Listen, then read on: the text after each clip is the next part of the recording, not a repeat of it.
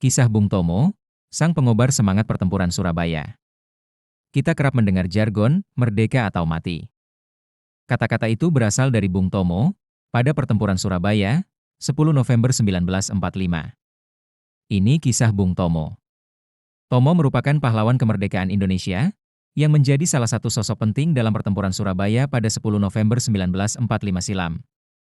Jargon, merdeka atau mati, adalah kata-kata bersejarah yang digunakan Bung Tomo dalam pidatonya untuk membangkitkan semangat pejuang Surabaya untuk kembali melawan sekutu membela tanah airnya. Ia tak hanya tokoh dalam perang melawan penjajah. Pemuda kelahiran Surabaya, 3 Oktober 1920, ini pernah menjadi jurnalis dan aktif dalam kelompok politik dan sosial. Sutomo tumbuh di keluarga yang menghargai pendidikan. Di rumahnya, Sutomo kecil sudah kerap menyatakan pendapat dan bicara terus terang. Sayangnya, pada usia 12 tahun, ia tak bisa melanjutkan pendidikan di Meerwijngebreid Lager Onderwijs, MULO, pendidikan setara sekolah menengah pertama lantaran dampak depresi yang melanda dunia saat itu. Ia lantas bekerja kecil-kecilan. Sutomo belakangan belajar di Hoger Burgerschole, HBS, secara korespondensi. Meski begitu, ia tidak secara resmi lulus dari sekolah ini. Pendidikan Sutomo banyak dipengaruhi pendidikan informal di Kepanduan Bangsa Indonesia, KBI. Lewat filsafat kepanduan inilah ia menempa kesadaran nasionalisnya. Di Kepanduan, Sutomo cukup berprestasi. Pada usia 17 tahun, ia jadi tersohor ketika didapuk menjadi orang kedua di Hindia Belanda yang mencapai peringkat Pandu Garuda. Kepiawaiannya dalam berbahasa dan kecerlangan gagasannya menuntunnya untuk memilih jalur jurnalistik sebagai bidang pekerjaannya. Sejak usia 18-25, ia terlibat di berbagai media, seperti Express dan Kantor Berita Antara. Orasi Bung Tomo pada pertempuran Surabaya. Tentu, kini ia paling dikenal karena perannya dalam pertempuran Surabaya pada Oktober dan November 1945. Waktu itu, pada masa-masa setelah proklamasi kemerdekaan, suasana di Surabaya mencekam. Setelah Jepang menyerah kepada sekutu, tentara Inggris yang tergabung dalam Allied Forces Netherlands East Indies, AFNI, datang ke Surabaya bersama dengan tentara Netherlands Indies Civil Administration, NICA.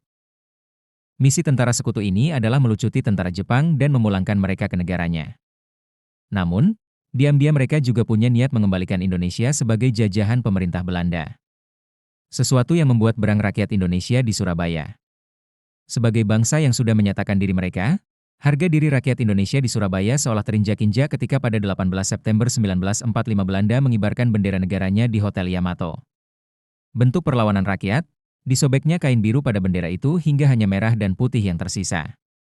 Suasana terus memanas, sampai pada 30 Oktober 1945 pemimpin Inggris Brigadir Jenderal Malabi terbunuh karena tembakan seorang pemuda Indonesia. Situasi ini memancing konflik yang lebih runcing. Inggris mengultimatum rakyat Indonesia untuk menyerahkan senjata pada 10 November, tetapi ini ditanggapi lagi dengan perlawanan. Inilah puncak pertempuran Surabaya. Dalam pertempuran itu, Bung Tomo terus menggelorakan semangat rakyat untuk menentang penjajah. Ia meneriakkan orasi yang petilannya kita kenal sampai sekarang. Kita tunjukkan bahwa kita ini adalah benar-benar orang yang ingin merdeka. Dan untuk kita saudara-saudara, lebih baik kita hancur lebur daripada tidak merdeka. Semboyan kita tetap, merdeka atau mati.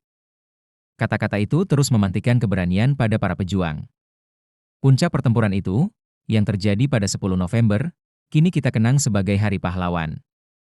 Jadi menteri hingga ditahan. Dinamika kehidupan Bung Tomo terus bergulir setelah peristiwa pertempuran Surabaya itu. Kian dikenal karena kiprahnya, pada 1946 ia diangkat menjadi Kepala Perlengkapan di Kementerian Pertahanan.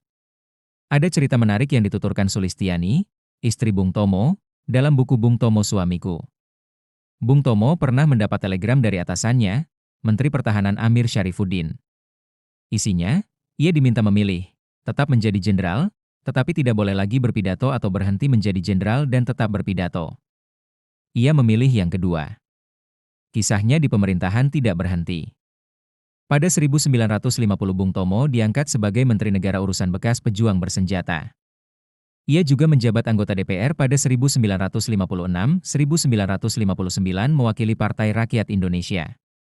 Berada dalam lingkaran kekuasaan tak membuatnya kehilangan daya kritis. Ia pernah mengkritik kepemimpinan Soekarno, juga Soeharto pada era Orde Baru.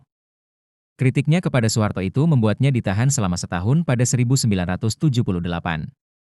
Setelah dilepaskan, ia lebih berfokus pada keluarga demi mengupayakan pendidikan terbaik bagi kelima anaknya. Bung Tomo wafat pada 7 Oktober 1981 ketika sedang menunaikan ibadah haji di Padang Arafah. Jenazahnya dibawa ke tanah air dan dimakamkan di tempat pemakaman umum Ngagel di Surabaya. Gelar pahlawan nasional disematkan kepadanya bertepatan dengan peringatan Hari Pahlawan pada 2008.